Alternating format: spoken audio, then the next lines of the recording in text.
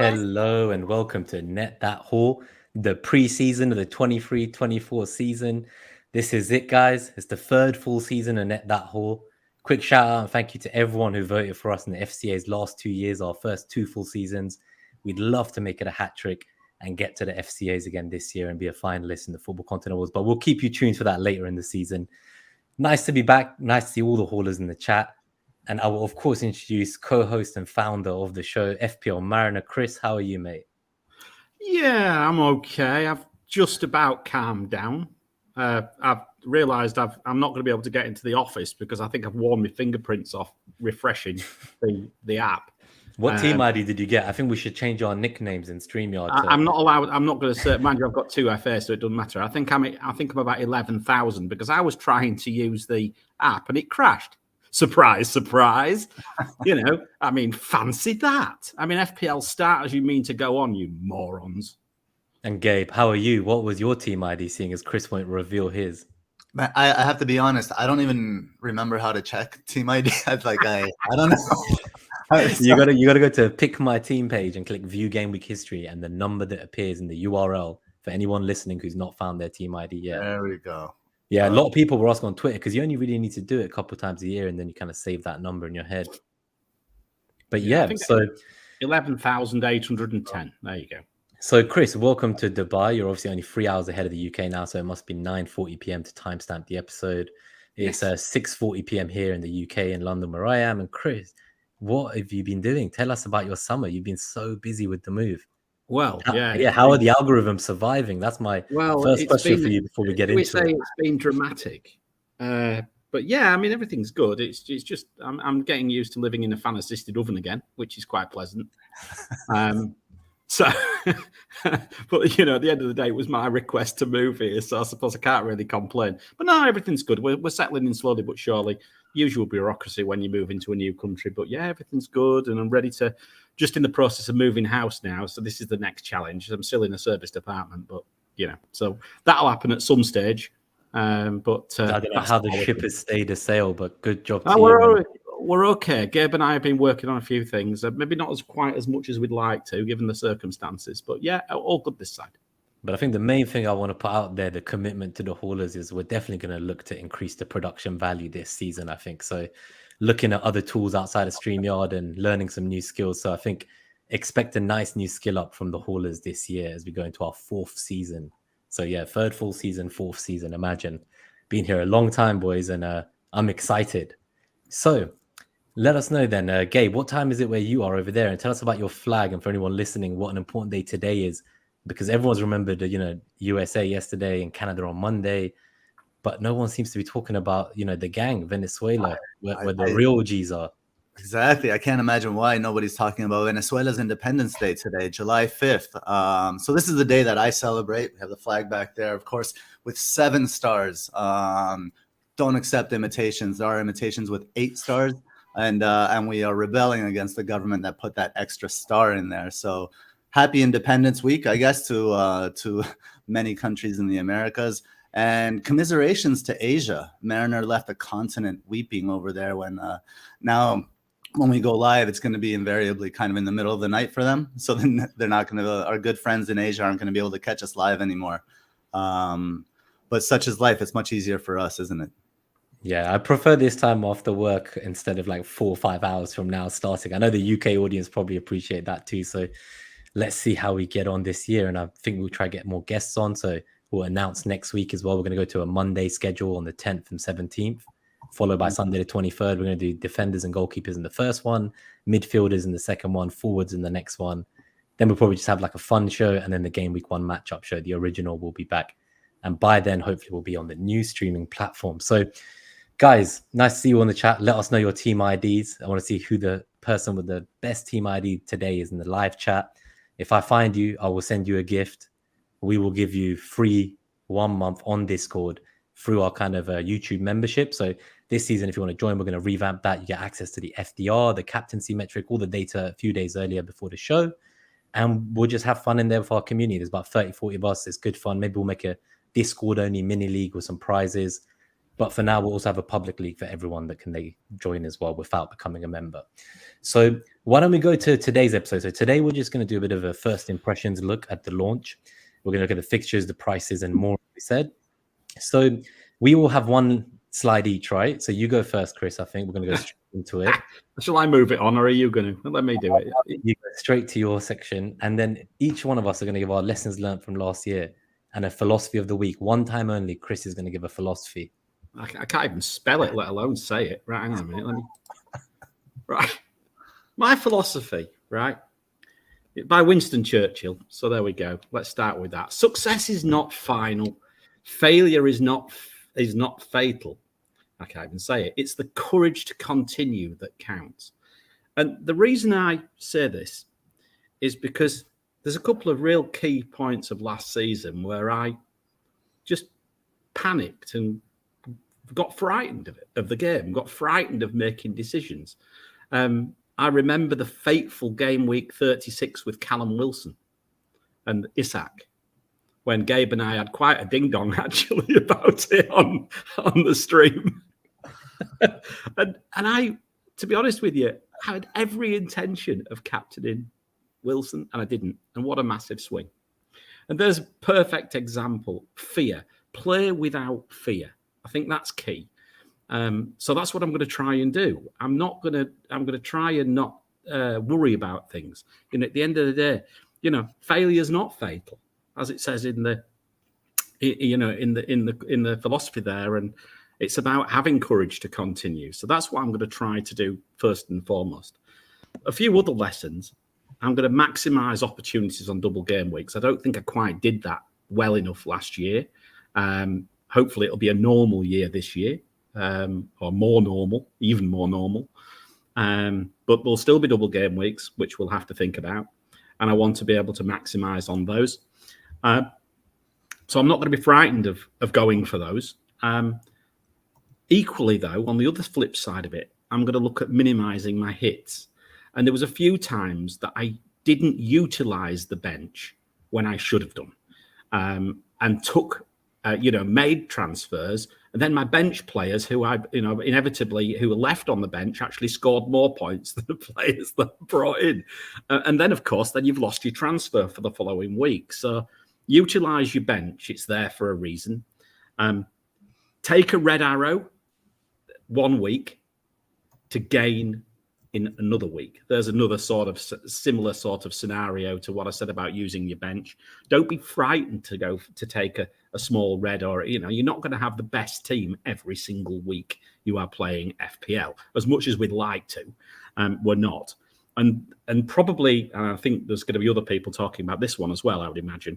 Don't be drawn into some of these false faux narratives that are actually there it is. He's getting angry. The rant is back. You've had 1 month. Chomping at the bit right now. And what I mean by this is trust the process. Trust your process, whatever your process is. My process is things like the captaincy metric. If I'd have trusted the captaincy metric in game week 36, who did it top? Wilson. There we go. There's a prime example of trusting the process. So, yeah, success is not final. Failure is not fatal. But you've got to have the courage to continue. That counts. There we go. That's me done. If we grade these after like school reports, I'll be giving you an A. You really tied in your philosophy with the lessons well. And now I feel like mine's really underprepared compared to yours. Like I spent like 2 minutes, banged in a couple of bullet points. To be fair, guys, I was looking at the shared file and I could see you both typing. And we were going live 15 minutes from when I checked. We wanted to be flexible, right? Before we move to the Monday schedule. Any day the FPL launches will go.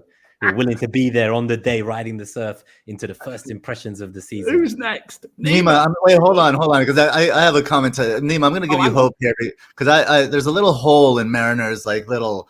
It's brilliant. It's fantastic. Don't get me wrong. As a presentation, it's good. I didn't say it was accurate. No, but it's good. You're right. The way he tied everything together was really nicely done. But here's why it's the A-, because two of his conclusions led him to fucking Callum Wilson, man. His troll, perennial troll forever. He's your troll. Look, let me just clarify this. This fucking game auto-picked Callum Wilson into my fucking team. And also Rich Allison too. I mean, for Christ's sake. What did that tell you?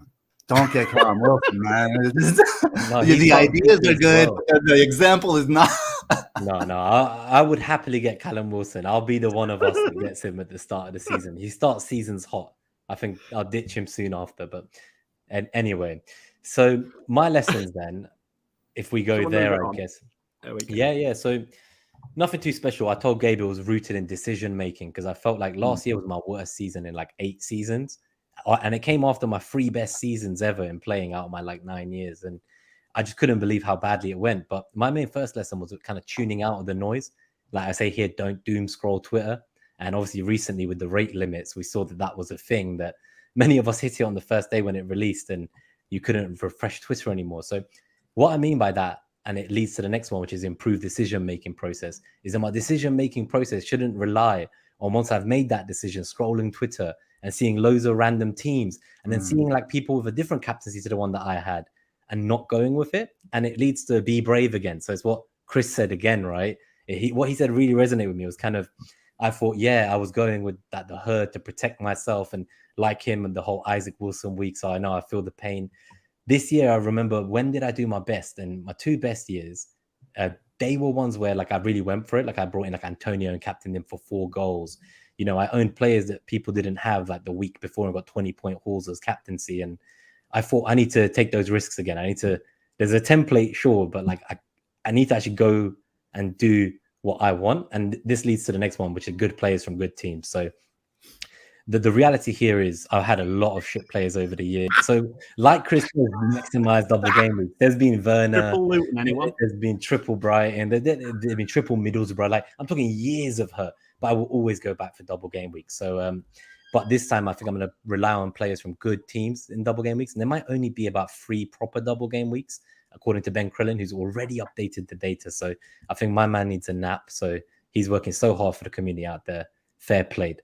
And just finally remain open-minded and don't buy narratives too easily, I guess. So, you said that, Chris. So I'm not going to buy either of your narratives too easily this season. I'm going to... No, you're not having triple Luton. You're not having triple Luton then? Triple. No, that's the first narrative I've seen this season. Second best FDR. What a load of shit. Let's see where because the FDR is true. It's about the input, Chris. So they only look at the strength of the opposition, not the strength of the team that's playing them. They do not consider the team that they're ranking in the FDR. No. I'm telling you, did you not know this? I found out recently. Yeah. So that was news to me, and now it all makes sense. I thought it was just the home and away thing, but for attack and defense, it might be good. And then you have some big accounts that are actually retweeting that bullshit. It's just fucking Mickey Mouse, isn't it? I mean, who would we be without those narratives, huh? I don't know. Well, I love them though. I get invested in them. Well, I mean, look, I've actually followed that narrative because my bus team captain's John McAtee from Luton. And if you don't know why, because he's the one who scored the playoff goal for Grimsby last year. Grimsby have made it. So there we go. There we go. So we'll go to Gabe, but just before that, my philosophy to wrap up the thing about decision making, really. So being brave, buying good players, tuning out of noise, all these things are kind of, your own decision making. So the quote I chose was from Paul Tillich, and its decision is a risk rooted in the courage of being free. So just one more time for the podcast listeners, because you can't see the graphic on the screen. Decision is a risk rooted in the courage of being free. So there you go. So I think that kind of wraps up my segment, and I'll pass over to you, Gabe, right, for the real philosophy. Oh yeah. Well, now we need the master of philosophy, well, and the guy sat on the toilet as well. Look, yeah, he's never moving, and I think we've found different roles for him as well. So we'll get to that a little bit later. I think we had some data roles for him, but yeah, we're gonna dive straight into it here. This is James Lowe. So James Lowe is actually a British philosopher. He's a psychologist in a public hospital in London, I believe. And he said the following: you cannot know your mind. You can only be your mind. And so I'm going kind of in this direction. I've been thinking about this concept a lot over this break. It sounds like, so there's a concept called solipsism, which kind of says that only one's mind is sure to exist. The only thing we know that exists is one's mind. This doesn't go that far, but as we're all going through all of our lessons learned and like how we play the game, and we want to play the game the way that's true to ourselves, to our identity, and like play your own way and all of this. It's almost like an effort to know ourselves. And sometimes in that effort to know and understand ourselves intellectually, we cease to be ourselves. So instead of like thinking intellectually who we are, it's just like more than like adding barriers of thought. It's like removing those barriers of thought and just being yourself. Like let whatever you're, like going back to Mariner's point, whatever your process is, let that process flow. Don't overthink that process. Don't insert, like Nima was saying, like have your process and then go to Twitter to check your process. You can go to check like the results, see what other people's process is, but maintain your own process and your own flow is kind of like I think where I'm getting with this one. And then in regards to lessons learned, I don't know, like I'm gonna go to like some areas of the game that I don't particularly like, I think, and I had to kind of reframe these things, and it's captaincy and effective ownership. So the first one, captaincy, is subject to variance. It's like very results based. So it's best to, I think for me, it's best to stay with the herd on that front, because everything, I'm so focused on my process, like I almost don't care about the results sometimes. So I want to be safe on that front. And so I'll only apply effective ownership to captaincy. That's it. All of my player selections will be from our conversations here, the data that we have, and FPL matchups. And I'll take my risks with those player selections based on the analyses that we have. And in doing that, that's how I plan to avoid kind of results-based decisions. I love that, Gabe. It reminds me of, there was a guy on Twitter, he didn't check his rank the whole season and only checked at the end. And he used these tools that hide your ID, like when you click on My Team, like extensions that cover it with CSS. So the website changes and you don't see it. And it was amazing hearing his. I'll send you his podcast if I can remember the name. I'll tweet out after as well. But that was really fascinating. Those tools would be really useful, actually, for anybody that doesn't want to focus, just wants to focus on having fun and doing things their way and not look at rank. I would totally use that. I think he got a good rank, though. So he was already a good player before he did it. You ranked 7 million. Hey, I mean, bro, I was upset. If I ranked 7 million, then I have an excuse, right? Oh, well, I did it this way. It didn't work.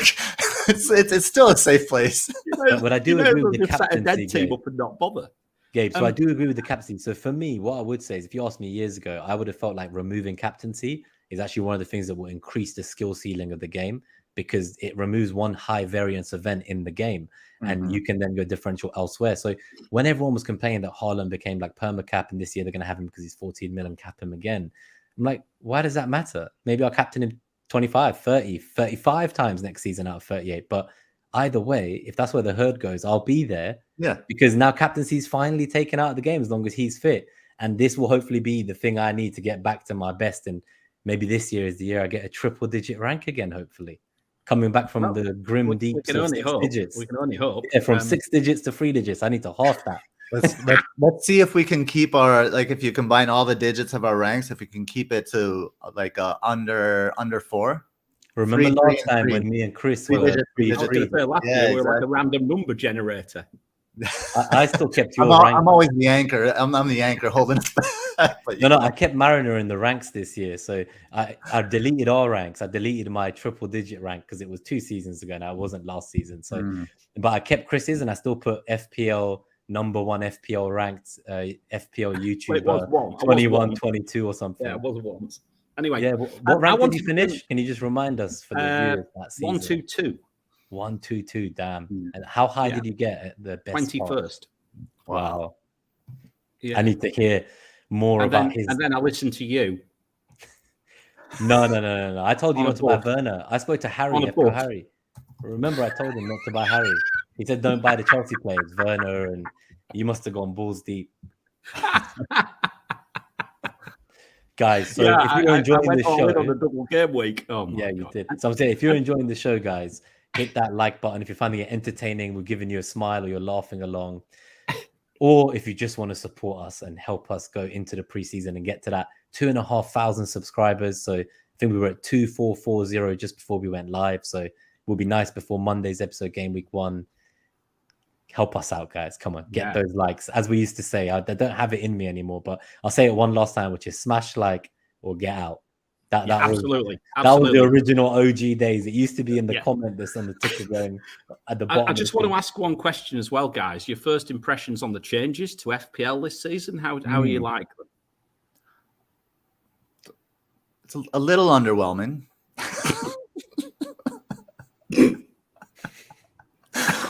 Why did anybody ever believe that they were going to change anything?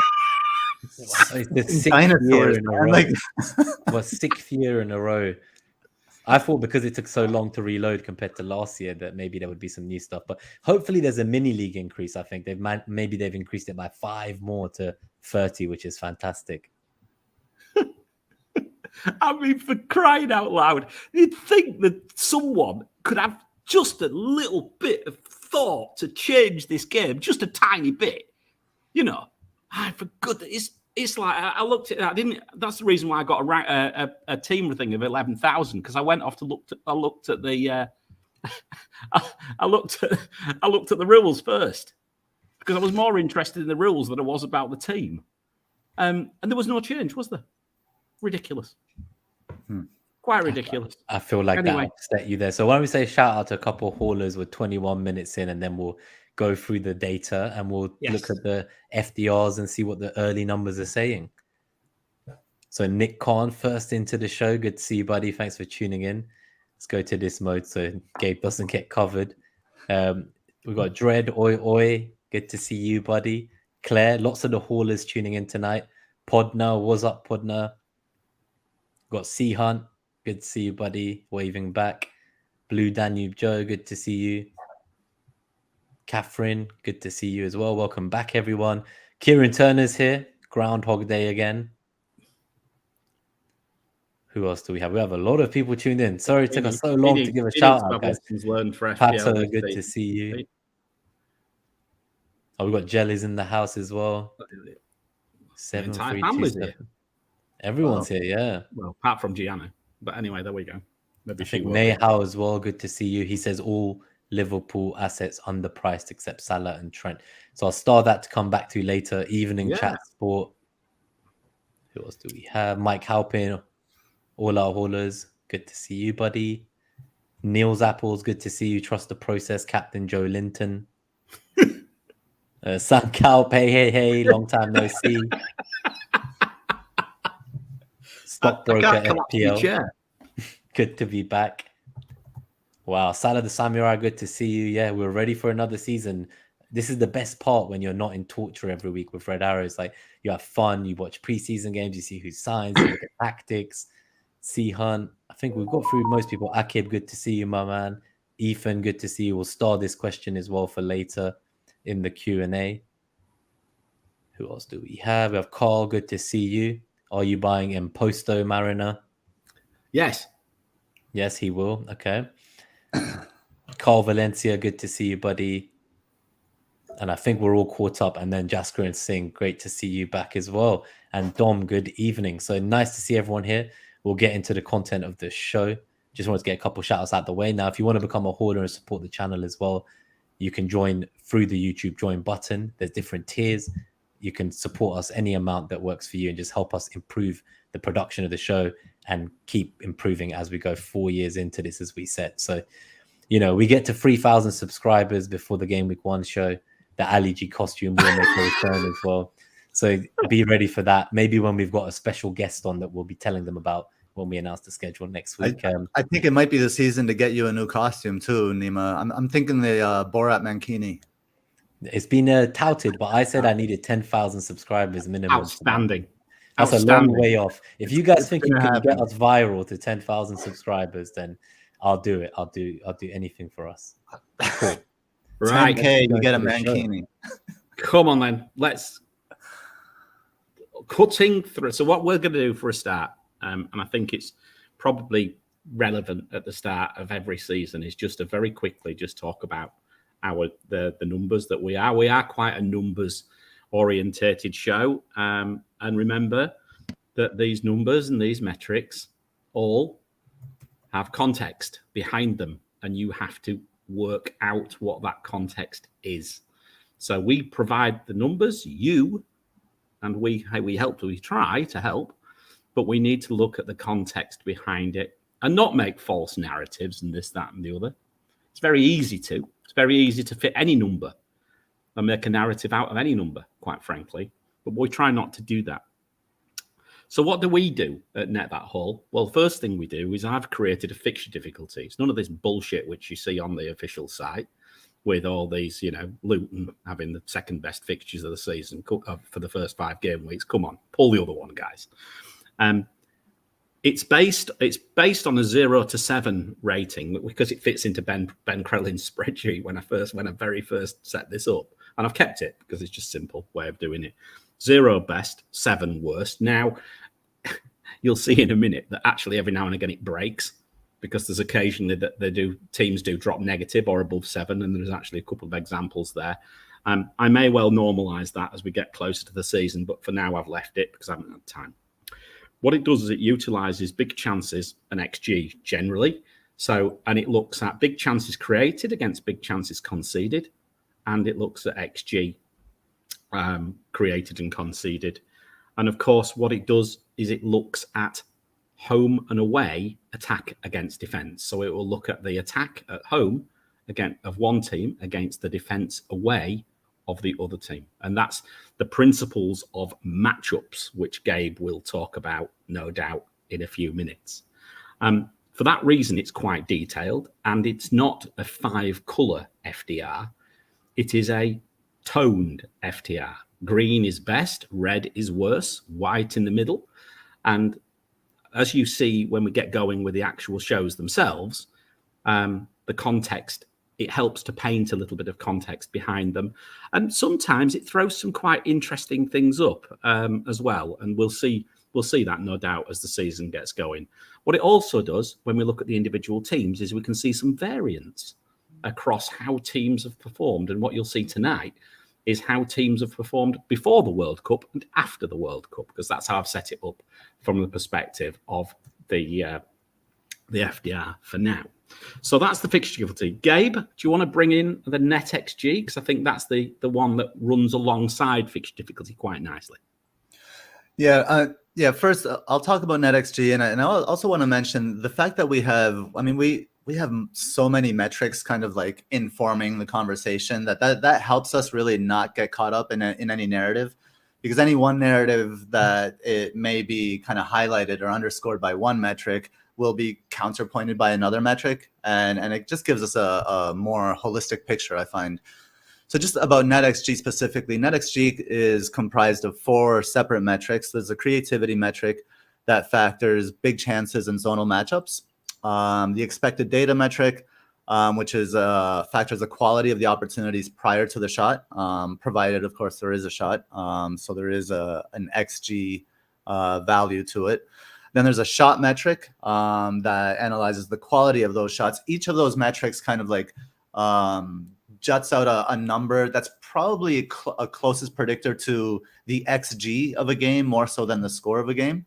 And then they get averaged, and then the goalkeeper's influence, which is a metric obviously that we created as well, is kind of subtracted from that, and then combining all of those, you get NetxG. Then we also have the goal predictors, the shots goal predictor and the shots on target goal predictor. They work similarly to one another. And it predicts the goals. It's a financial model that's used, and it predicts the goals only on number of shots taken and XG per shot. So it uses that simple calculation to create kind of like a percentage chance of 0 goals scored, 1, 2, 3, or 4 or more goals. And then lastly, I want to mention that what you've added, Mariner. So whereas NetxG will like come out with a digit, right? A number, and then that'll be kind of part of our analysis, and we'll go over those numbers like for every fixture. But what Mariner's now done is added the NetxG against. So we'll be looking at that, and we'll be taking a look at that also in comparison to the FDR this season, specifically to start the season for the first 5 fixtures. So I know there's already some people in the chat. Brandon in there has been looking at the fixtures. So, what we come up with and the FDR that we come up with, it definitely won't align with the official FDR. We can guarantee you that. Very true. Right. And we may, and Fixture Difficulty and your NetxG may not even align. And quite They often often don't align. And that's a great conversation when they don't align. And then we talk about why. Yeah. But we really are, aren't we, boys, the founder and the home of matchups. So a lot of people talk about matchups now, but the people who founded it are actually here right now. A lot of people have tried their own fixture difficulties. A lot of the people now have tried their own zonal matchups. In fact, there's at least one zonal matchup thread which goes on every week on Twitter. And we've absolutely no problem with people trying to break new ground and trying to tweak things, more all the more for me. But we, I like to think that we were the people who created these concepts. And in fact, what we've also done is we've obviously got our zonal matchups. You'll see that coming, but we're not going to talk about it much in pre-season because it's not really relevant right now. Right. So we've decided, Gabe, haven't we, that we're not really going to talk too much about on-field stats in many senses. So we will cover zonals, big chances, things like shots in the box, shots on targets, and headers, all of which have matchups. But we're not going to pay a great deal of attention to them, certainly in pre-season, because just so much changes. Yeah, and it's very, very difficult. And remember the old rules: game week 1, nothing. Game week 2, some, and 3, a little bit more. 4, a little bit more than that. 5, and so on. And ultimately, our data will develop as the season goes on. So, yeah, I think that's probably what I would say. Nima, have you got anything you want to add on this? Well, I was just going to say about the captaincy metric, just to add to the data That'll here. come up later, yeah. Yeah, so we'll cover that and look at the success of last few seasons as well and how that's been tracking. But I think overall, shout out to Brandon. Thanks for the sub as well. New hauler in the building. So just give a quick shout out there. Lovely. But yeah, I think otherwise, feel free to go to the data and we can actually show everyone the bad boy you've been working with, you two, over the summer. All right. So I'll put it onto the screen. And for a start, this makes for some really quite interesting sort of reading absolutely immediately. In that, what I did is I split the fixture difficulties based on up to 28, and not the World Cup, sorry, up to 28, and then beyond 28. I think that's about, was that 6 or 7 home games? I think something like that. I think to go at the back end. And from the data that we're looking at, and first of all, we look at attack at home. The current best rated attack at home was Newcastle. And interestingly enough, Manchester City are not there. Now, this might be the fact that towards the end of the season, they rotated quite a bit, Gabe. And again, this is where the narratives all start to come in, don't they? But Newcastle, Manchester United, Brighton and Liverpool are the ones that stand out there. And you'll see I've actually highlighted it on the screen in different colours so you can actually see where to look for this first one. So you see Newcastle in purple there. They have got a slight negative fixture difficulty, but that's very, very good.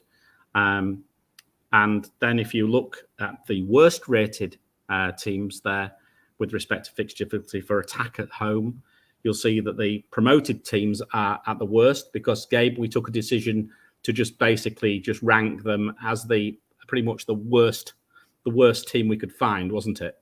Yeah, so we went through all of the individual stats and took the worst stat from the worst team for each stat and placed, and that's what we're using for the promoted teams. It's a novel way. We've never done it this way before, but so far we like the results, right?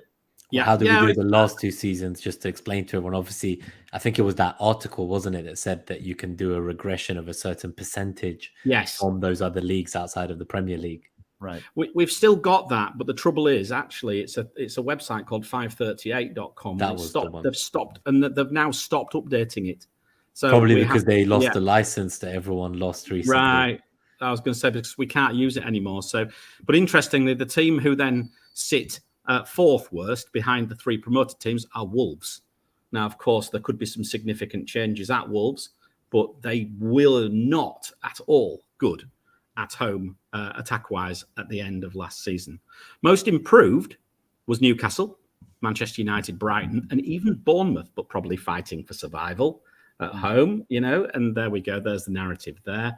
And you can see Bournemouth went There's the narrative there. I'm glad he's reeling up like what the first 6 weeks are going to look like for everyone so quickly. And Bournemouth, you can see up to 28 were 4.6, after 28 with 2.9. So they have a significant improvement there. And worst form, Wolves, and interestingly, Manchester City. But they've dropped only from 0.2 to 0.9. So it's not a lot, but they did come off towards the end of last season at home. And that's something that this is how these systems look. They look quite intensely at statistics, and it's some really interesting stuff. I really like the variance game, particularly. I think that's something that we can really use, and I'd like to use a lot more this season. I think we should do, actually. Yeah, and just to refresh people's memories. So we didn't use it last season. It's their VAR, but we may change that to form. You can think of it as form. It's like, are their stats improving or are they getting worse? And we see kind of Manchester City there at 0.7, kind of like on the low end of that. But they're still very good. But exactly, but starting from very high, right? So yes, starting from a very high bar. So they're not going to be always improving tremendously.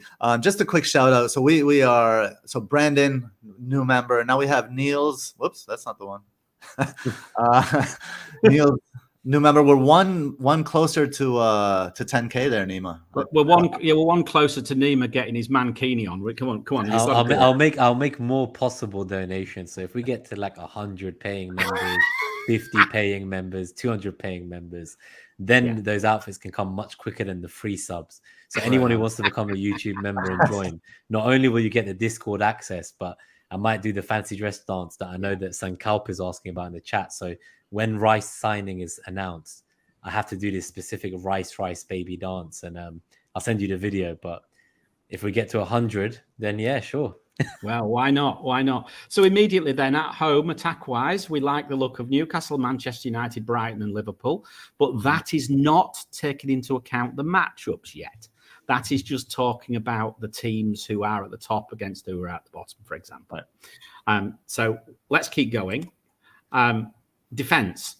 This is where it starts to get a little bit more interesting, because Newcastle are again right up there at the top, 1.8. But notice that number's lower, or higher, should I say. And that tells a story.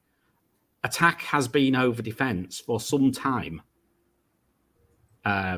with respect to these matchups, and continues to be that way in a sense. And therefore, immediately, this is starting to, and you'll see this as it develops, it starts to paint a picture for probably not for probably a 3-5-2 or 3-4-3, but probably more likely 3 defenders, I think, is where you might go at the start of the season. And I think this is another important point that we look at. But anyway, best rated defence-wise, again, exactly the same principle, not best, 7 worst. Newcastle, 1.8. Manchester City and Crystal Palace. Interestingly, now there's some cheap assets in Crystal Palace, not least the goalkeeper in Johnson, but there's also Gay, 4.5 million, among others. So there are some cheap assets there for some of these teams. Botman at Newcastle, 4.5 as well. Manchester City, Crystal Palace and Manchester United, of course, Luke Shaw should be firmly in our mind, I think. Worst rated promoted teams again, and Fulham at home particularly, not so good. Variance-wise, Roy Hodgson clearly had a significant effect on Crystal Palace, minus 3.1 Gabe. Palace absolutely tore the defence up towards the end of last season. I remember some nice points from Johnson. Aston Villa, second most improved. We'll come back to Aston Villa. I think they might come up in conversation later on. Brentford and Newcastle from the perspective of most improved. So there are some teams which, if the form continues, certainly at home, there are some quite cheap assets in those teams. So all these are of interest. Worst form, interestingly enough, Brighton. Brighton came off the boil at home. their form was horrible towards the end, wasn't it? If you remember, I think they just ran out of steam. Too many games, plenty of narratives there, but the form wasn't so great. A lot of rotation. Spurs. We all know about Spurs' defense game. It's shit. And West Ham and Notts Forest. Notts Forest were a lot better, a lot tighter defensively at the start of the season than they were at the end. Why? Because they were attacking an awful lot more towards the end of the season. And I think, again, you see that. So that's the defensive side of things. And you can see the variance. It really stands out here. Crystal Palace and Villa absolutely tore things up towards the end of the season. They really changed significantly. Any comments? Yeah, just a couple of quick shout outs before you go as well. So Neil's Apples as well, we were saying earlier, is a new member. Nick Khan is a new member. And we've got Jasker and Singh as another new member. A hat trick of new signings to the Net That Whole shit. Hat trick. We're doing all right then. Message me, guys, if you struggle to get into the Discord. Yeah. But in short, you just need to log into Discord, ideally on a desktop, with the same Google account that you use on YouTube. And there's a question from Dread. Why are Palace so favoured? Well, it'll all be down to the fact that their XG conceded and the big chances conceded at home would be very low, I would guess. And remember, we haven't started looking at away yet. So we're looking at home right now, but we'll see the pictures for away in a second. Attack away. Let me just move it forward so I can see it. I'm working on a small screen, I'm afraid. I've got a laptop and a screen rather than a computer and a screen these days because everything's in a container, I'm afraid. So bear with me. So attack away, Brighton, hardly surprisingly, actually. They were excellent away from home nearly all season, weren't they? Liverpool, Manchester City, Manchester United and Newcastle, the usual suspects. The better teams seem to really dominate away from home, particularly. Worst rated, Wolves. And in fact, and I don't know how we've managed this game, but Wolves are actually worse than any promoted team. So I'm not quite sure how we've managed that. But they were. But they were awful. This is the FDR though. Did you do that with the FDR as well? Did you change the stats? This is the FDR, but I mean, I'm sure it was the same, but I don't understand why they're worse. But anyway, they are. Quite frankly, I think if I remember rightly, I think they certainly had a 0 NetxG towards the end of last season away, or pretty much a 0. I think they're pretty rank away from home, or they were. So it doesn't surprise me. But anyway, that's where it is for now. We'll have a quick look at that to see if it changes. I didn't have a chance to look before. But as it stands, Wolves are as bad, I would say, as the promoted teams, given what we saw at the end of last season. Most improved attack away, Everton, probably avoiding relegation, but they only improved by 1, and they only went from 4 to 3. So there we go. It just doesn't make a great deal of difference. Spurs and Crystal Palace attack away, and West Ham as well. West Ham particularly, I think do they start at Bournemouth? They do, don't they, West Ham? I think they finished at Bournemouth, didn't they, pretty much at the end of last season and played particularly well down there, I think, if I recall. Yeah, they played Bournemouth away, Chelsea home, Brighton away, Luton away, Man City home. Yeah. And then worst form here, and this is interesting, Nima, and there might be an evil laugh starting to appear in a second. Brentford, worst attack form away, interestingly enough. Then Wolves, and then Arsenal. Arsenal were bit off the boil towards the end of last season away from home. Now, of course, that's not to say they're going to be off the boil at the start of this season, but that's where they were. I think just as we say, the context there for me is that includes an away trip to like the Etihad, to Anfield. There were some intense games in there, so I think some of our earlier fixtures were better for us. In this season. I mean, but that's exactly it, isn't it? That's what it does. It looks at it like that, and we have to use some data. We have to use a chunk of data, and that's what it is. Away from home, very interestingly here, Manchester City absolutely the best. Then Newcastle, and Bournemouth even doing quite well away from home with respect to the fixture difficulty. They improved an awful lot, Bournemouth defensively towards the end of last season. Again, I've not looked into any great length yet, and I will once I get more time. Once we start looking at players, I'll look into a bit more detail. But that's what it says, and Palace is still there. Worst rated, the promoted teams, Everton and Arsenal. Again, Arsenal. Is the variance. Yes. Yeah, that would make sense. We'll get to that in a minute. Okay. My eyes have jumped straight to it from the moment. I almost feel like he made this slide just to talk about Arsenal and laugh. The most improved was Bournemouth at -1.9. Then Liverpool, Forest particularly picked up away from home, Fulham and Aston Villa. So some real interesting teams sort of like popping up towards the end of last season. But interestingly enough, and this really jumps out, Arsenal up to 28 had a fixture difficulty of 2.5. After 28, 6.2. They were bloody awful, Mima. Yeah, it makes sense. Yeah. Makes sense. Saliba was injured. Tomiyasu was injured. And then the central mid as well. Partey didn't play a few games. It's expected. The defense didn't suffer because Tomiyasu was injured, though.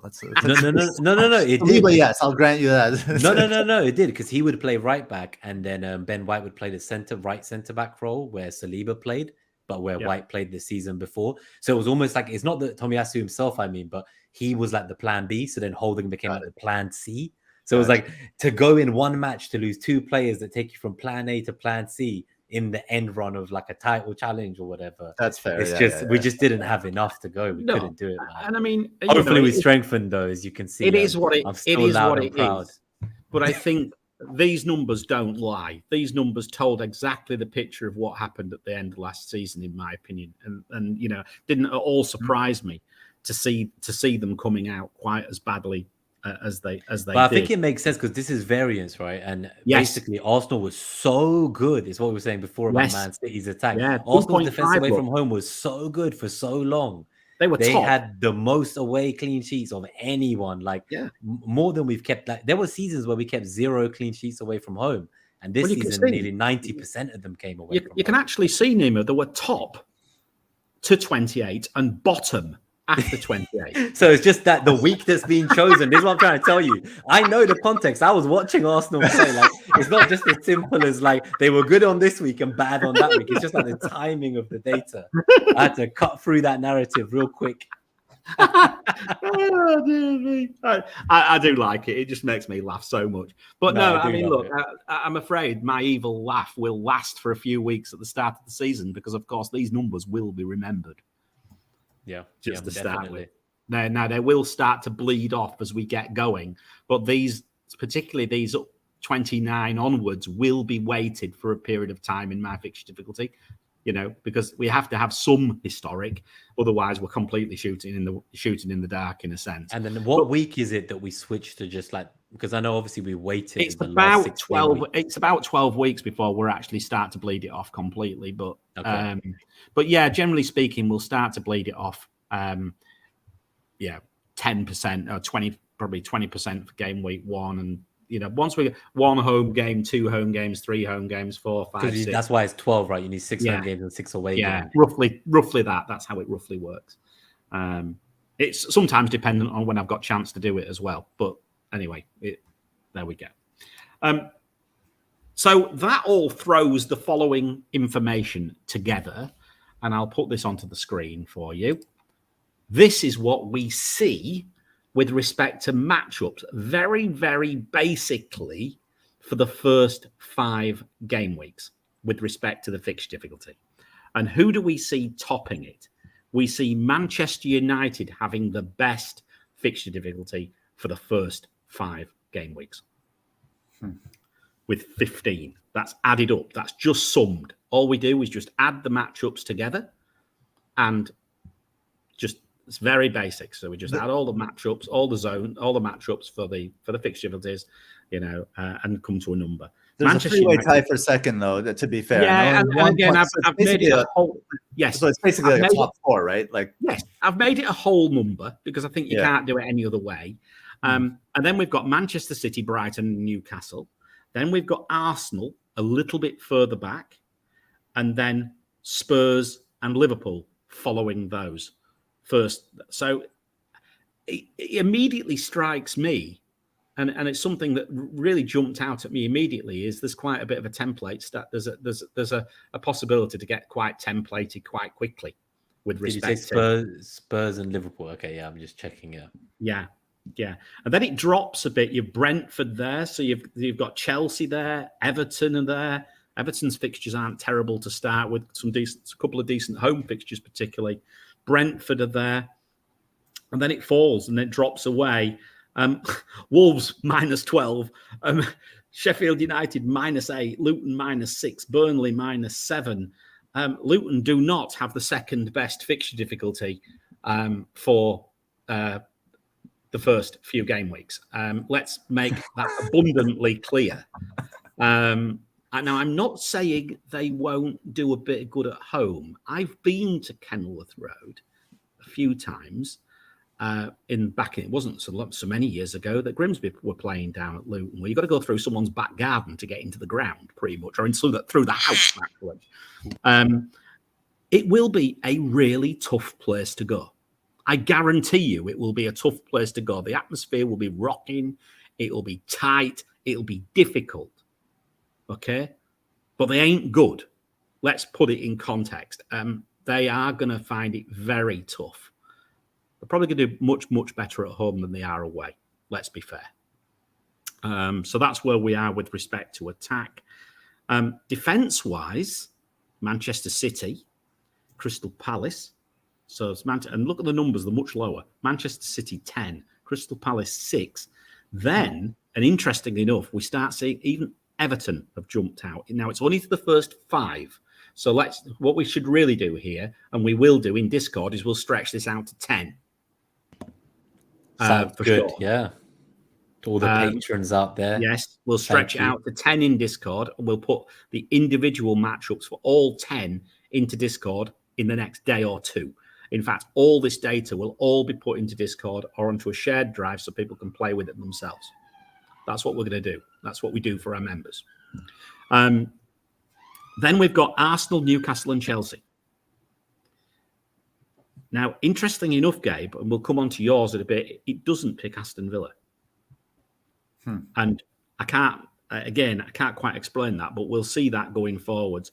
Brentford are also, so doesn't pick Aston Villa, doesn't like them. It really dislikes Sheffield United and Luton. It doesn't particularly like Wolves either. It doesn't particularly like Fulham. It doesn't like Burnley. It doesn't like Bournemouth. It doesn't particularly like Villa. So, yeah, that's where we are. So this is where I am right now. Now, Trent aside, because I think Trent is a player you're probably not, quite frankly, I've been toying with the idea of changing him to an attacking fixture difficulty rather than a defensive one, because I'm not sure it doesn't throw a curveball for his returns. I don't expect many defensive returns from Liverpool, quite frankly. But it brings you to a picture of clearly Manchester City defence. Interestingly enough, Manchester United's defence is not necessarily there. You know what I mean? They were quite highly ranked on the initial, so it does question Luke Shaw a little bit here. So you've got Trent, obviously, is a discussion. Luke Shaw is a discussion. I think someone like John Stones is fairly obvious. And then you are, from the fixture difficulty perspective, you've again got a Crystal Palace player possibly booming around, and Palace are popping off. Could I say you could have a Jordan Pickford in there at 4.5 million? I think him and Leno look appealing to me at the moment. The two of them. I don't know which one I prefer. And I think that's where I'm going to leave it for now. Until next week when we do on Monday the goalkeepers. I'm literally just throwing out, just sort of like literally just brainstorming as we go, because I think we need a lot more context and things to go forwards. So that's the fixture difficulty. But what we've done now, and again, I don't think you knew I'd done this, Gabe, but I've done it anyway, is the NetxG is there as well. Let me put that on the screen for you. And there's the NetxG. So do you want to run through the NetxG since it's your baby? Yeah, excuse me here. NetxG, the next 5 for NetxG, we're looking at probably looks like Man City at 9.78 for the next 5 and Arsenal at 9.05 are kind of like the two standout ones that are above 9. Then we have one tier below is Spurs, interestingly, at 8.47 and Manchester United at 8.32. And then the third tier, I guess, would be the ones in the 7s. You got Liverpool 7.9, Brighton at 7.5, and Brentford right at 7.3. Am I missing any there? No, well, 7.3, and yeah, that's right. Newcastle is just under at 6.99. So basically, Chelsea 7.2, Chelsea 7.2 as well. All right, Yeah. So yeah, a little bit different, right? I mean, the worst attack is pretty obvious, I guess. I think the one that surprises is Aston Villa. I know some people might be thinking of Watkins to start. Yeah, I'm more interested in their defense than I am their attack, quite frankly. We'll come on to that in a minute as to why.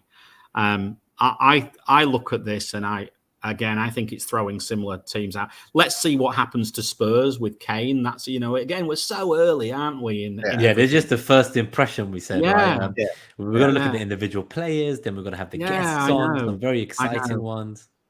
But I think one thing you can say, and again, this is matchups home and away, of course, on the NetxG basis.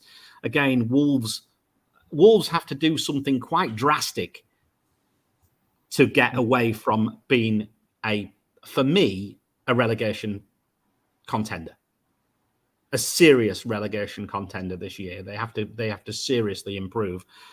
Aston Villa, I don't expect them to stay there. I think this is a function of fixtures. Forest are going to struggle at away from home more than they are at home, and I think they've obviously got, who have they got for game first week? They've got Liverpool coming up as well, haven't they? Quite early on, I think. I can't quite remember. Have Arsenal. Forest have Arsenal, don't they? So there we go. That's not a great start. And Bournemouth as well. So, I mean, look, they are what they are. I think what it does do again, though, is it firmly sort of like gives you the thoughts about a Manchester City player, an Arsenal, and well, obviously Haaland, probably Manchester United attack, Liverpool attack, Arsenal attack. Maybe a Spurs player. Do you remember my lessons learned earlier? Good players from good teams. So yes, it's good to see the NetxG kind of like pushing me towards the way I want to play. A good team. Yeah. I don't want these double game weeks from these Sheffields, Wolves. Absolutely. I think that's a great point, Nima. Like if you look at kind of the greens, right? It is the good teams. You have Arsenal, Liverpool, Brighton. Brentford's attack was good. United. And so on and so forth. So again, safety at the beginning as well. If we're thinking strategies and stuff like that, I'm not talking about the herd or anything like that, but just safety. Just generally, like things that like known quantities, like known starters. So I always say I only want to have like maybe 2 or 3 players that are too differential at the start, because otherwise I'm just chasing my tail. And if you can't, we always say you can't win FPL in game week 1, but you can definitely lose your mini leagues and lose FPL game going forward. So yeah, it's not a time to try and be clever. Yeah, I think that's the best way of putting it for sure. But what I'll do now as well, we've got the NetxG against as well. So I thought we'd put that up, and I think it's the first time Gabe's seen this. So literally, I've only sorted this out earlier on. Gabe, again, I'll let you do it. I don't know whether you've seen this yet, but I'll let you do it anyway. Yeah, I saw it after we put it together, and really loved how this is turning out. For defense, the best matchups in the next 5, we have the top is Manchester United. Obviously all eyes on Luke Shaw, as you said, Mariner. Second is Villa, which is really interesting. I think Alex Moreno did he come in at 5? Yes, I'm a bit annoyed about that. Me too, because he's not a 100% starter. I mean, I think he will start, but it is a shame. But his attacking output is so big that I understand why they put him at 5. But somebody asked in the chat if Mings will be a starter. I'm assuming he will. and he's at 4.5. So third on the list here for the best defense is Manchester City, followed by Arsenal, and fifth is Liverpool, which I think is an interesting conversation to have. You know, we Liverpool's defense last year was not it was an easy matchup for opposing attackers. How are you guys looking at Liverpool defense this season? Well, I mean, at home, Liverpool improved by 0.6, but they're still only at 3.6, and away they improved from 5.4 to 4.2. So they've got some work to go yet, in my opinion. I don't like them for clean sheets. That's why I said earlier on, I almost feel that I want to just almost ignore the fact that Trent is actually, you know, a defensive fixture difficulty and put him on the attacking fixture difficulty side of things. And actually he'd be like your sixth mid in a 3-5. Yeah, in a sense, yeah, almost like as a sixth mid, and just, you know, if a clean sheet comes, then he'll hopefully a double return. But I do, it does. But it makes you think about James though and Chilwell, who are, you know, 5.5, a fraction below Robbo and Trent. It does. Because they're actually worse off here than Liverpool are, but it's just they're also cheaper. Well, I mean, yeah, I know, but again, you know, this is just the start, isn't it? It's just the first 5. I mean, that's what we have to look at it here. And, you know, you put it in context, we'll see what happens between 5 and 10. We can do a lot of people will wildcard before 5. Yeah. Millions of them. And maybe So don't get too wedded to the team you make now. That was my other lesson about being open-minded. I think we spoke about at the end of the last season game, being willing to change your route if you set a chip strategy, but something opportune comes up, you should take that chance. But it looks like the Sheffield United goalkeeper might get a bad back from picking the ball out the back of the net, Gabe, according to this anyway. They're treated particularly badly here, but of course, I mean, these numbers are just a bit pie in the sky, quite frankly, for these promoted teams. But certainly from my side of things, I am this gives me a bit of a Luke Shaw conundrum, because quite frankly, I really like the look of Luke Shaw, but my fixture they don't like him. Not initially, but anyway. NetxG does. But NetxG does. So again, I'm going to have to try and cut through this to try and work out why. I'll tell you the thing. The first 3 for me, right, is Wolves home, Tottenham away, Forest home. Yeah. And then it's Arsenal away, Brighton home. So on the surface, you look at that, it's Brighton, Arsenal, and Tottenham are 3 of the 5. That's the difficulty part. So it's kind of like, is there a defender that you would start with and then switch to him later? Or is it really worth it? Because imagine you had 2 5.5s. If he pops off in the first week at home to Wolves and gets a double-digit return, he'll be 5.6, and you're going to have to make that decision earlier than you planned in 2 weeks' time. So that's one of the things I look at as well, is to try and be careful about those decisions, so I don't have to jump quickly between game week 1 and game week 2 if I can, and save that transfer. I mean, if it comes to pass, the Manchester United fixture NetxG against game week 1 is Wolves 0.6, and game week 3 Forest is 0.4, but then 4 away at Arsenal 1.7. You know, and then they're above 1 for the others. So I mean, if you look at that, you know, there's a couple of very, very good fixtures in there at the start for Manchester United defence, if you ask me. Yeah, the beginning. So you would want to, so maybe the beginning, start there. So when it's first 5, it doesn't necessarily look as good. No, that's exactly right, and that's why. And we will break this down as we look in more detail as we get close to the start of the season. But you know, just from the point of view of time, I didn't want to go into too much detail today. I think with the right way to do it. Yeah, we'll this get it. Won't be a 2-hour episode. This won't be a 2-hour episode. We'll get into specific defenders and teams and what the teams are doing in the next episode next week when we do goalkeepers and defenders with a special guest. Can you announce the guest yet or not? I go for it. Yeah, you could announce it live on air right now. We can do them one at once. We'll tell them I'll just do one. So the reveal for next week, I guess, is we have an actual defender, and he's actually a really good defender from what I hear. I played with him at the Emirates on the pitch. He was solid, right? Yeah. So our first guest next week will be Craig Kemp from the Man On Pod. He does a great job. His tactical threads are incredible. His tactical pods are really good too. He'll do one tactical pod a week in addition to the regular Man On FPL pod. So yeah, that drops on. We're going live Monday, right? Yeah, Monday the 10th, 7:30 p.m. UK time. All right, guys, we will see you all there next week, and then Mids will announce that guest once we finish the next episode. Well on to the way. The ship is sailing now. Right. So I suppose we better talk about captaincy, haven't we? Seems though we've still got to think about captaincy because they haven't changed the rules. I could have deleted this slide if they'd have changed it, but anyway, there we go. They haven't. It's quite a complex calculation, the captaincy metric. So we'll talk about that in a minute. But look, how does it do? Well, it's generally speaking, it's done very, very well. It did struggle at the start of last season. I think it didn't pick. For example, it tries to look for historic details and data, and of course, it had nothing on players like Haaland, and of course, it didn't see that. So it takes time for it to think about that. In fact, I had to tweak it in the end because it was just so obvious. But yeah, it started off a little bit slow, but in previous years it did 80%. It's been 80% successful. And again, the second half of the season, post World Cup, it was 80% successful as well. So yes, some interesting data. We'll talk about that in a second. But what does it look at?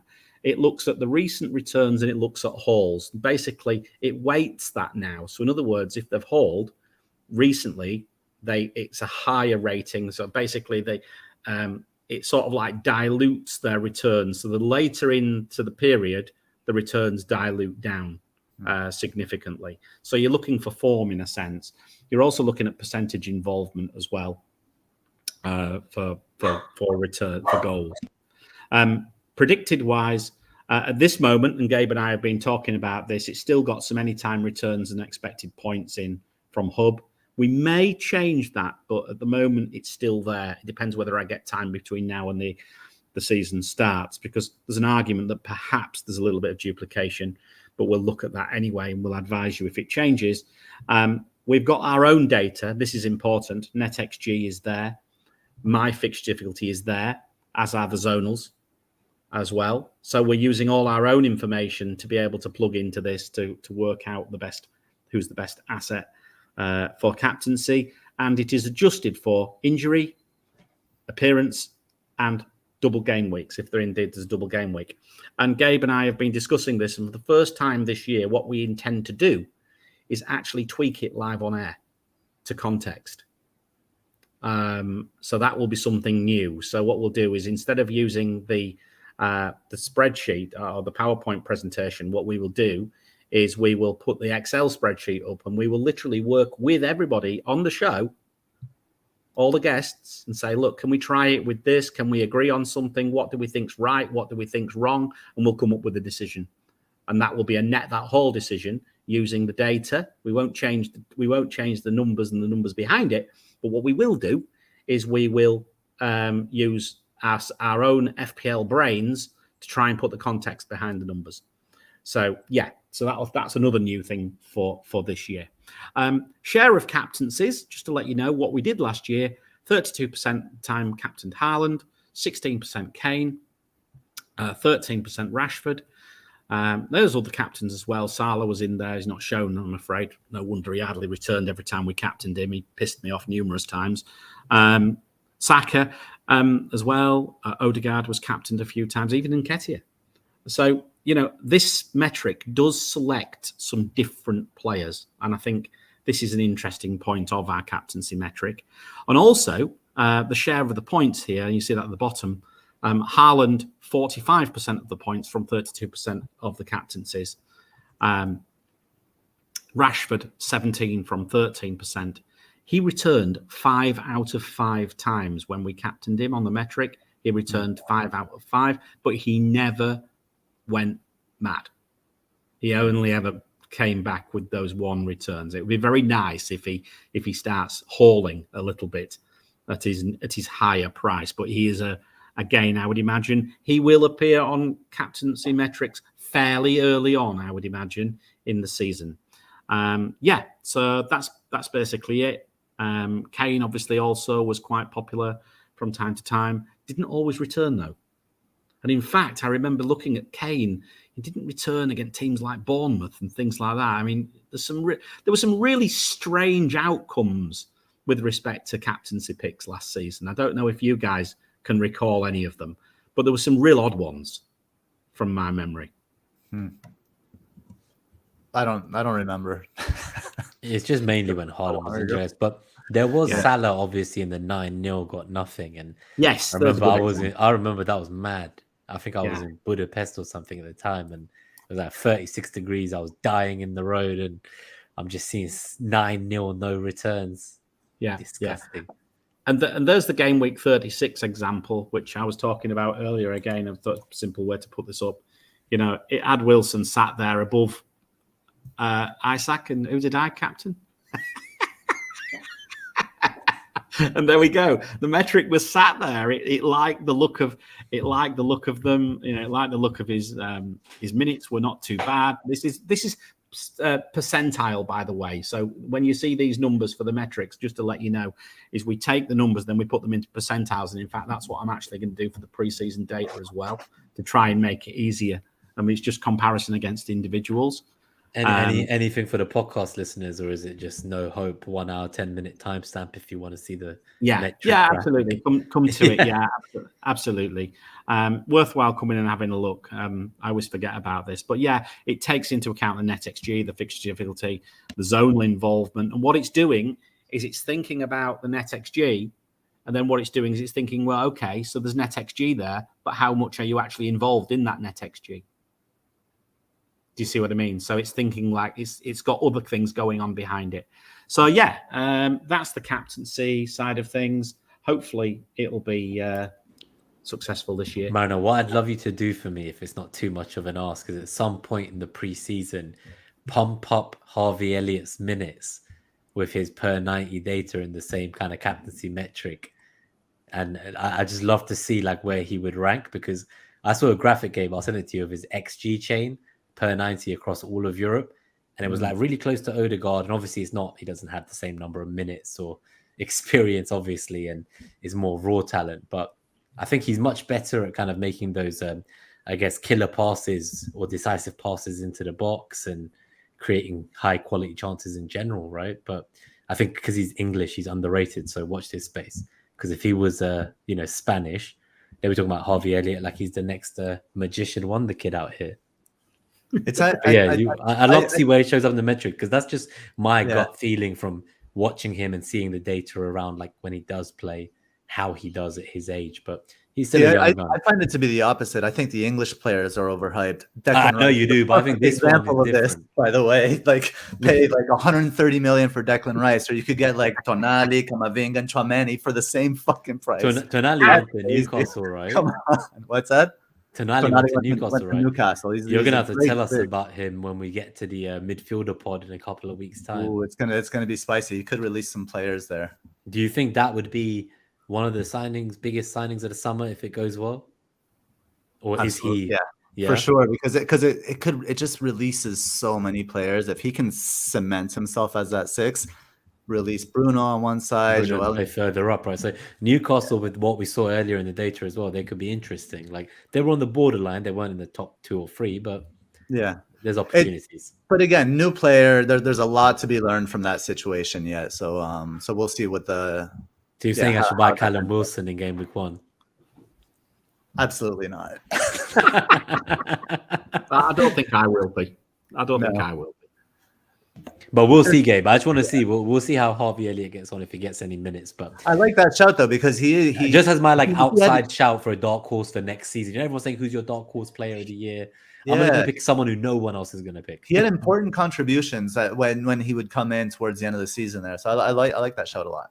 Yeah, and I'll send you that graphic I mentioned, because it was just more about like the quality of chances they create per 90, and I think his play style is similar to Martin, but obviously he's not on that same level. Not yet, anyway. We'll bring those sort of topics up in the weeks to come as well, including who our dark horses are and this, that, and the other. Well, the preseason starts, man. Next Thursday, a week tomorrow, Arsenal will be playing their first preseason game in Germany. Then they're going to be flying to USA. They're playing United, Barcelona. It's going to be, and then they're playing Man City in the Community Shield. Like, we're here, guys. FPL launched today. We went live 2 hours later. We're going to have to, the moment we finish this, we'll be preparing the show for Monday. So, yeah, but that's the data, really. I mean, that's all we've really got to show today. I didn't want to go too much detail because I know there's going to be there's probably going to be quite a lot of questions and things in the chat and things. And from that perspective, I think we should just, yeah, I think everyone's just got their first impressions. So why don't we have ours? You know, and let's just have a bit of a first impression sort of few minutes and just see what's going on straight off the bat. Not a great deal of thought behind it, just straight off the bat. I think that's a good way of doing it. Yeah. You guys, who's going to go first? I was waiting for Mexican standoff. Well, yeah. I mean, look, have we got some questions in there? Or I mean, look, from my side of things, I mean, I want to save things like the golden rules till next week. I think the golden rules, I think what we'll do is we'll start on next week's show, because I think that's important that we actually have a different content there. But what we'll obviously do is for Craig, and in fact for all the guests, we'll get their lessons learned and their philosophy as well. We'll let them do a philosophy for the coming weeks. We'll give them a bit of homework. But what are your, like, I wanted to get you guys just initial reactions to the pricing and like anything that stands out. Like, maybe you haven't processed it yet. What do you think? I have some initial thoughts. I feel that the first thing which I thought of is what happens if Kane's sold, and it makes me. And he goes to Bayern. There's just a giant hole in the pricing. A giant hole. There's no players between 9.5 and 12.5, so there's a 3 million price bracket that's non-existent. And before there was way more players over 10 million, maybe, and now there's like just 3 of them. I think 4 of them maybe. I think it's just KDB 10.5, Kane and Salah 12.5, and Haaland 14. So I think what they've done is with players like Trent and Haaland, they've said people will probably just try and own these players, so they've raised the ceiling to the max. But then everyone else has been affordable to allow for that. So you can still have Haaland or Trent or whatever, or Salah, but then there's all these other players. And I think in a way it's quite exciting because the midfields I'm seeing, everyone's got very different midfields. And I'm sure it might converge a bit more towards the Game Week 1 deadline. But just from here on in right now, it looks like there are a lot of assets. We've not seen the summer signings finish. As I said, it's the most exciting part of the season ahead. So that's my first impression. I'm not really looking to make a team. I'm not going to mess around with the template structure, nothing. I've had like one play around when I first launched it after the auto select team to change it from that. But now I'm just going to do the process. I'm going to enjoy it for the next few weeks. And as we get closer to the deadline, maybe 1 or 2 weeks out, I'll make a serious draft. I think up until then, I just want to do the research, enjoy looking at the players, the signings, the tactics. Even the formations will be key, right? What will Poch do at Chelsea? Will they play a back 4? How does that impact their wing backs? Where will Havertz play? Because for me, when he said, what did you think about pricing? My first impression was the 7.5 million Havertz. Because I thought last year, Xhaka got 7 goals and 7 assists playing in the left centre mid-role. And if that's where he ends up playing, and I think he's better in the final third than Xhaka, then that's pretty good for me, right? Now, Bruno last year, he got 7 goals, 8 assists. So Xhaka almost matched him. 1 goal contribution less, right? So if in that position for Arsenal, you can be the guy who's the last man running into the box. If he's starting every game, and who knows, for 65 million, he probably is the Xhaka replacement. So let's see. So in terms of pricing, that's one that really stood out to me for a second, because I thought triple Arsenal, Jesus I like for the first few weeks, Saka I like. Who would be the third? Would it be a defender or would it be a mid? Did you see the price of Gabriel against White? Yeah, I was very surprised by that. But then the thing is, it's what I was saying to you earlier. Like, so with the Timber signing, Timber could play right back, and then like the right centre back could be White. And like, I don't know what that means. And Saliba's come back from his back injuries in training, so that looks good, because at one point that looked a concern, and back injuries can be quite bad and have ongoing problems. But we don't know the extent of that back problem. He was out for like the last 3 months of the season. So there's no reason to believe that unless he looks fully fit, that Saliba will be risked if there's all these new signings coming. And they're still looking for another defender, I heard. So apparently Arsenal are looking at like 2 other right backs. I'm like, how many are there? And then Cedric's come back. He's not been sold or loaned out yet. There's a lot of defenders. So I think what you'll see this season is that back four for Arsenal will shift a lot for the first few weeks until it gets settled. And I'm not sure that's why I'm not sure I want a piece of it. And with those fixtures, Forest home, Crystal Palace away, Fulham home in the first 3. Part of me does wonder if like the triple attack there is more exciting. And that's why I'm going to keep a definite watch on Arsenal and Havertz in pre-season. So because plus the other strikers, Jesus and Saka, or Jesus and Martinelli, or Jesus and Odegaard, this could be epic. Honestly, so you heard it. You heard it here first. Nima is going to pay attention to the Arsenal play. Yeah, only them to pick the perfect three. He's not going to bring a defender in then, is he? But that's what I'm saying. So it's about whether I get a defender or a mid, because I'm not convinced that the defense will be as stable. No, like even Gabriel, like he seems a good price, as Chris says. Back to the point, 5 million compared to 5.5. But like I've got Gabriel in the draft that I made. But to broaden the conversation a little bit, to compare like pricing kind of across the game. Like so Alex Moreno, right? He's 5 million. Gabriel's 5 million. Shaw is 5 million. Yeah, but let's look at the mids, right? Like, how do you fit? Like, how, just looking at all of the options we're gonna have, right? So we have Bruno, who's priced, 8.5. Yeah, he's priced to buy. Rashford his price has still been held back a little bit. He's in 9, my team, right? 9 million. I've got it. Jota and Diaz are in that conversation as well, and very cheap. And if Kane gets sold, if Richarlison's playing at the Darwin, who you don't want to mention in the forwards, another 7. Or you could spend that money on the backup left winger that's listed as a forward for Liverpool and follow that narrative, right? So there are lots of narratives. But then we also have Brighton came up pretty highly in the FDRs there. Matoma's at 6.5. I've got him 6.5. Yeah, so cheap. So my midfield now, Gabe, to your question, is Mitoma, Rashford, Saka, Foden. And yeah, Foden. Add Foden. That sounds mad, right? Because this is what I mean. So some of these players in seasons past, they'd be like 10 million players. So you feel like you've got I've got Haaland, Jesus, Rashford, Saka, Mitoma, Foden. That obviously Salah's missing, but Trent's there, Shaw's there, Stones is there, Gabriel's there. Like, remember what I said about good players from good teams?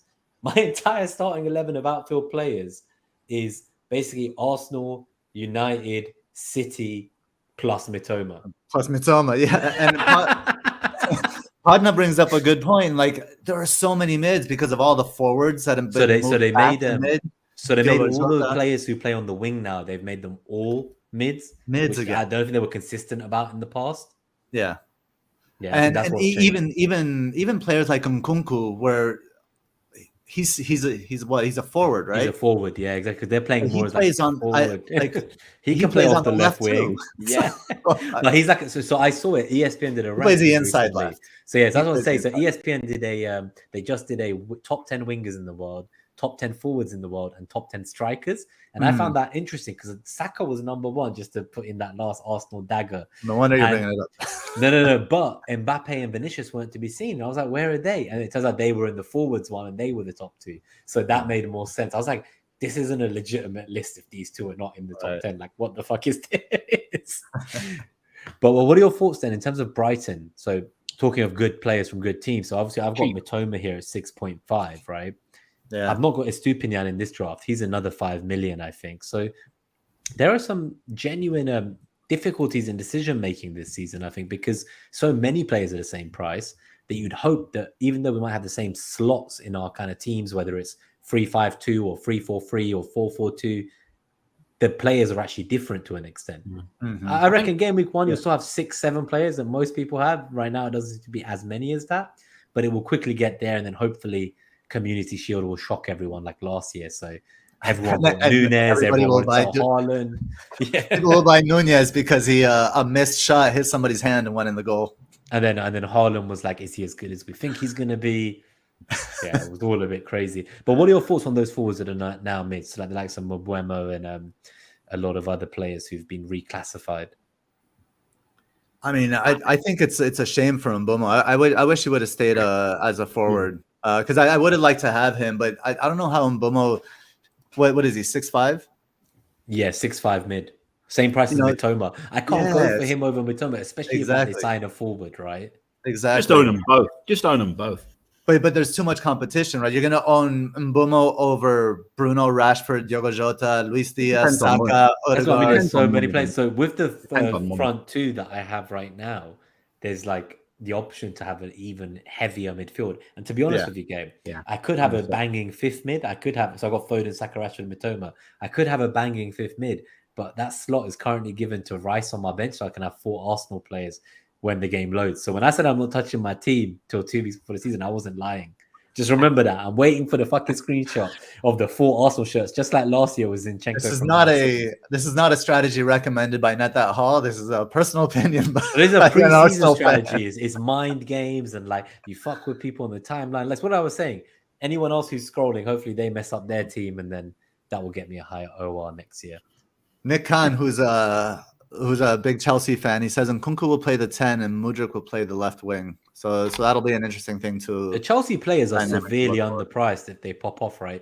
We talk about last year Rashford dropping 3 million in price. This year Sterling cost 7 million. So there's some opportunities there. And I'm not convinced by the first few fixtures necessarily, so I think I could wait. But there is definitely options there with Chilwell, James, and Sterling, depending on what you think of him. If you think he's going to regress or if he can come back. Yeah, I'm curious if Mariner's going to go for brown curtains. I mean Brownhill. Oh, Brownhill, yeah. I mean, look, 5 million this time. 5 million is too expensive. Yeah. I mean, for me, I don't know. I as I say, it's very much dependent on. There's just a complete embarrassment of riches across midfield, and I think that's why really it almost like nails you into a sort of like a 3-5, almost like a 3-5-2. I think. I mean, could consider. I don't think there's an awful lot of forward options there, which makes me think that probably easy just to throw a slot away in the forwards to start with and just concentrate on that. And maybe you've got a perhaps some rotation in defence in order to bring in a couple of 4.5s who perhaps can rotate around. But yeah, for me, the issue is going to be for me is it going to be Rashford or Bruno or both? Mm-hmm. Is it going to be Saka or Odegaard or both? It's that type of. I mean, to me, are you guys going for Salah? Salah? I don't think so. Is he still on pens?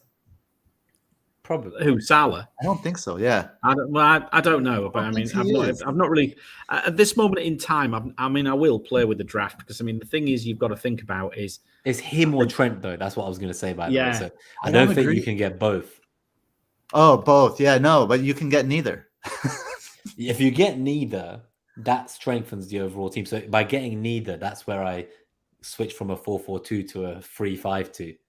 That's where Rice gets upgraded to the real midfielder he should be. But there's so many midfielders to pick. I don't know who to pick. So why not just have him for the screenshot, right?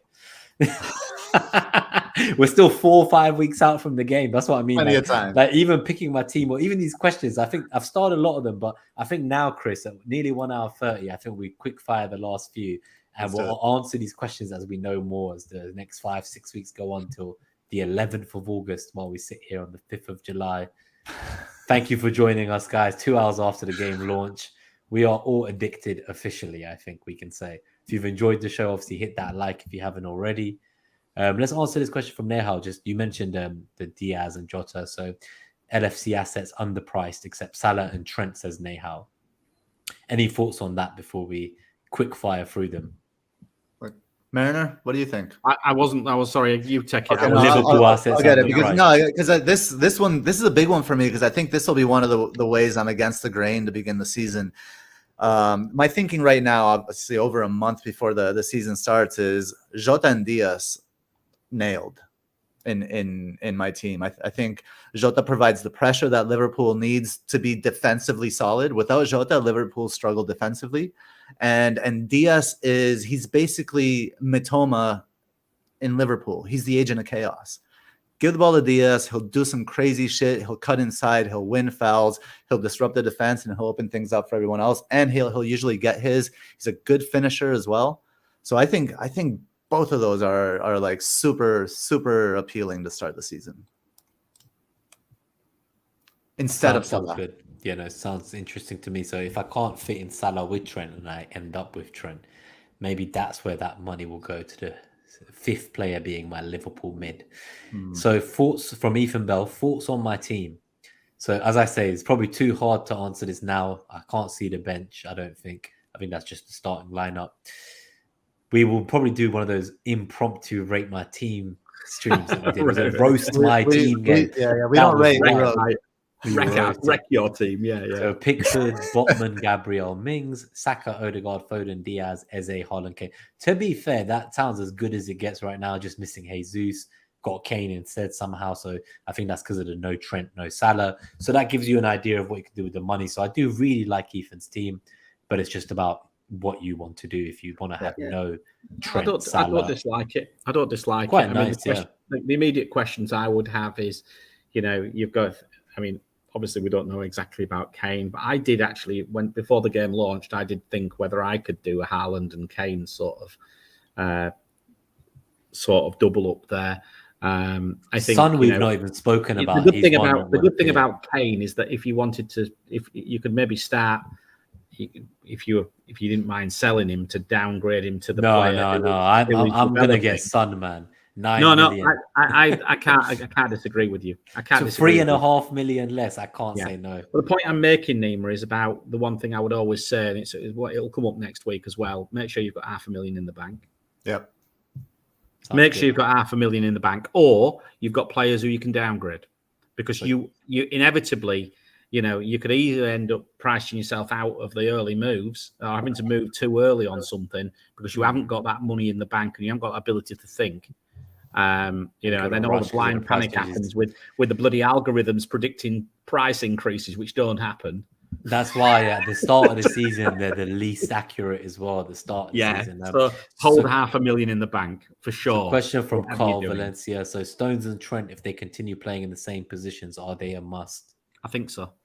I would say tune in next week to the defenders, because I think that's a conversation of how do we treat defenders that are now playing in midfield, and how does that change their role? Is Trent crossing the ball less? Will he get less bonus points? So I think these will all be nuances we'll discuss next week. Yeah. So Ake, best 6.5 asset. We listed a few: Mitoma, Mbeumo. There's some strikers there too. Yeah. There's Robertson, if you want to include him in that category. Robertson is a crazy pricing. So he's way too expensive. You're going to price Robertson the same as Trips is 6'5", too, right? Yeah, same as Trippier. Trippier and Robertson? Nah, that Robertson had to be 5'5", in my opinion. Yeah, to be honest, you make a good point there, Gabe. Because people are talking about Trent and Robbo being $1.5 million cheaper. Quite frankly, at this moment in time, it's not even a discussion. I don't know. I wouldn't get Robbo for $1.5 million. No. I would not want him at 6.5 million. No way. He's not even nailed. I would be surprised if Tsimikas takes that. In fact, there we go. Tsimikas is keep an eye out what's going on, because he's a better player. Tsimikas is better than Robbo. His numbers, and I'll tell you what, his numbers are good. Yep, his numbers are good. All right, too early in the season. We'll come back to these players. David Ferdman asked, thoughts on Morris Adebayo? Luton. I don't know enough about them, to be honest, at this moment. Morris, Bournemouth, right? Is he? Morris? I don't know. Is Morris? I don't know. Adebayo is Luton for sure. He's definitely Luton. Morris is the forward, right? That's what I was going to say. So how much are they? 5'5", I think. Yeah. That's a nice spot. Look, for me, I've got to be honest. I would always, to be honest with you, I very rarely bring players in apart from people who are going to sit on my bench who are coming up from teams below, from leagues below. There is a quite a big drop-off between returns in the Championship to returns in the Premier League. Significant, like a third or even a half possibly, maybe even more. We saw that with Tony, didn't we, the first season? It went from 30 to about 12, if I remember. 30 goals to about 10 to 12. I am always very, very cautious. I'd be a little bit more interested in perhaps players who come in from overseas, perhaps from maybe the Bundesliga and players like that. I'd be more interested. But even then, my gameplay normally avoids that type of player. So I think, if you're going to sit them on the bench, I would argue you're possibly spending too much on the bench as well. There are 4 million options, 4.5 million options possibly, and maybe that's where we want to be going right now. Yeah, so it's Carlton Morris. So what Luton do is that they play that 4-4-2, and they're very direct, right? It's like long balls into Morris and Adebayo, and I don't like it because it's Luton, of course, a promoted team, and two, they're gonna kind of like we don't know which one's gonna hit. I don't know enough about the team to know which one's the focal point receiving the ball, if there's a focal point in taking the shot or whatever. So it would be an avoid for me for now. So next one from Tommy Gunn. Will Gross, Mbuemo, and Eze be on penalties? Mbuemo, probably, by the sound of things. I think Gross could be as well. And I'm assuming Eze because of Zaha leaving. They definitely could be. I think that's another tactic we've not talked about. Obviously, the talisman theory under who got the assist when he writes that article every summer is generally around the idea of getting the talisman from a team, and the penalty taker. That was a good question you asked earlier about is Salah on penalties, Gabe, because if he wasn't, would you want to pay that 12.5? It's an interesting question to ask ourselves this early on.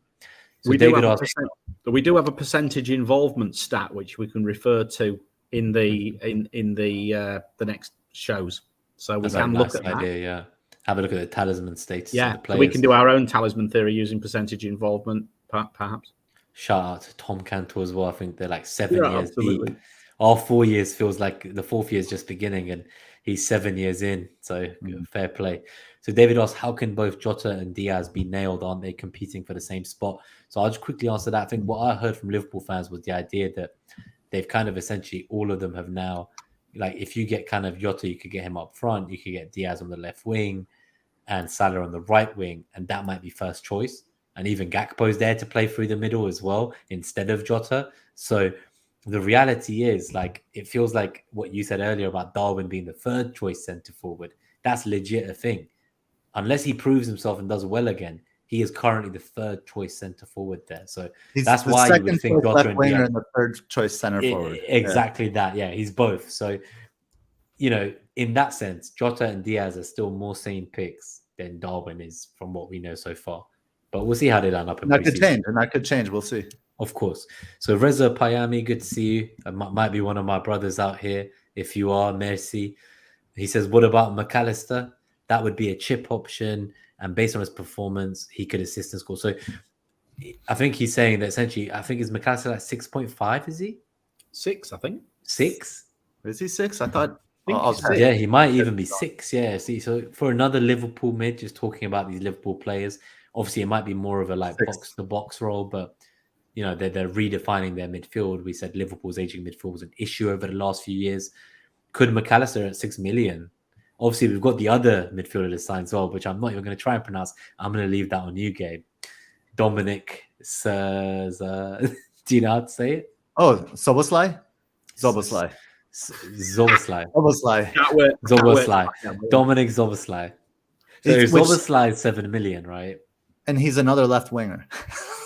No, I think he's going to play in the midfield for them to redefine that. But let's see how it goes. I don't know. You are right. The Darwin hate is warranted, but aside from that, McAllister in general, the man of the hour. Yeah. What are our thoughts on him? Will he shine when he goes to the bigger club? I think he's exactly what Liverpool need, and I think he's not an FPL option. 6 million is a good price, so things could change quite quickly. But if they're basically looking to they move into a kind of 4-2-4 or a 3-3, 3-3-4 or something like that, then I think McAllister is not going to be in and around the box. And when Liverpool does is they want to get the ball to that front line as quickly as possible. And then it's the front line that creates for itself rather than creativity coming from the midfield. So I fear he played a different role at Brighton. I guess in Brighton, you felt like he was playing a very weird role, right? Like people were saying, is he going to play as more of a 6 or more of an 8? Or even a 10, sorry, I would say. So they're going Mac 10, right? But he was Mac 6. Yeah. But I felt like there was times when his runs into the box or like Xhaka-esque or Ramsey-esque when he was at Arsenal. So it was that last man running to the box getting chances. He'd get a higher volume of high quality chances because he'd be like the unmarked man arriving in the box in the perfect position.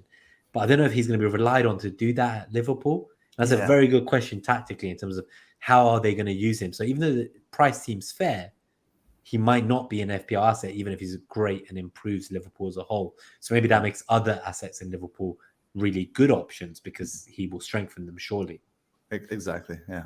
And then the final question before we go, any initial thoughts on Bournemouth under Iriola from Jasker and Singh?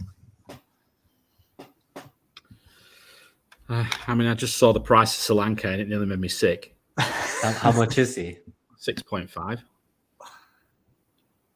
That's too I high. can't do it. He was only so highly rated in these algorithms and review because of his price. The thing was, if he was 6, he would have actually been, 6. He'd probably been an interesting option, possibly. Certainly at home, because they certainly did a lot.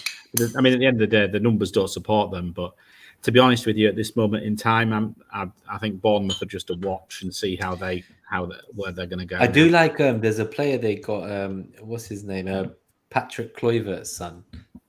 Oh yeah, Kluivert. Yeah, I saw that. Yeah, I think he plays as a winger. I think in his current team, but he's marked as a mid, which, as we've seen, the wingers in FPL have been this season. So he's quite cheap asset, and he could be one to watch in midfield if you're looking at Bournemouth and want an exciting attacking player. Maybe see how that goes for him. Yeah. So what Iraola at he managed Rayo Vallecano, and Rayo at home were unbelievable. Like there was a saying in Spain, always watch Rayo at home because they bang. They play like a kind of a conservative approach, but their counterattacks. I mean, they were playing with Falcao, El Tigre last season before, and he actually did well. So I think Bournemouth are really interesting under this new manager, and I think he could release like. I think Billing could be kind of a big kind of a focal point in there to provide the creativity.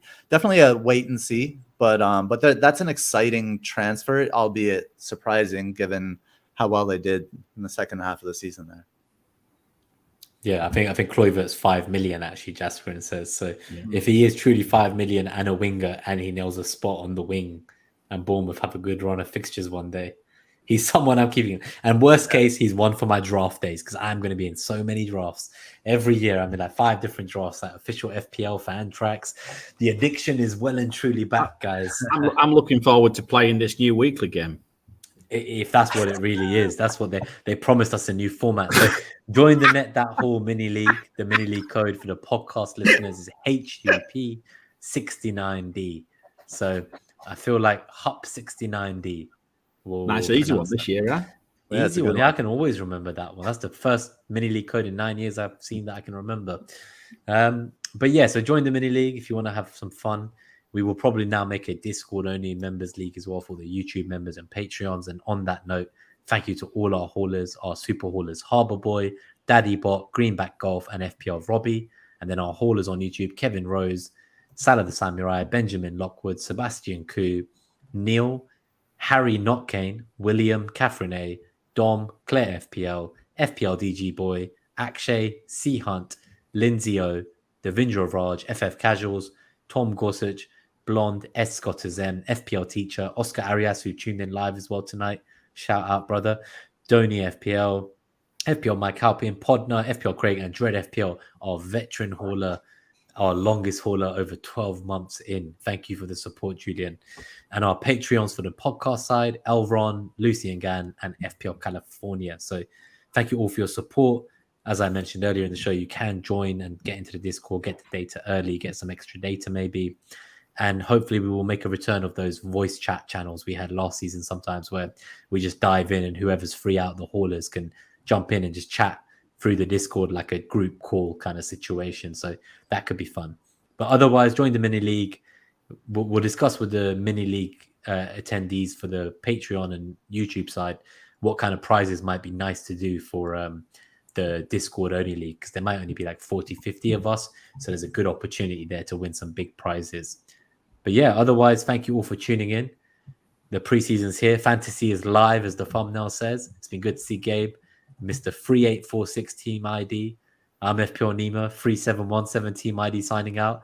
And FPL Mariner, now you must reveal your FPL ID. You can tell Nima let me know when the game went I think live. it's 118. I think it's 11810. I think 11810. Now, at least that's easy to remember. But outside of 10K, better luck next year. Well, as I say, that's the problem of relying on this fucking stupid bloody bastard flaming block.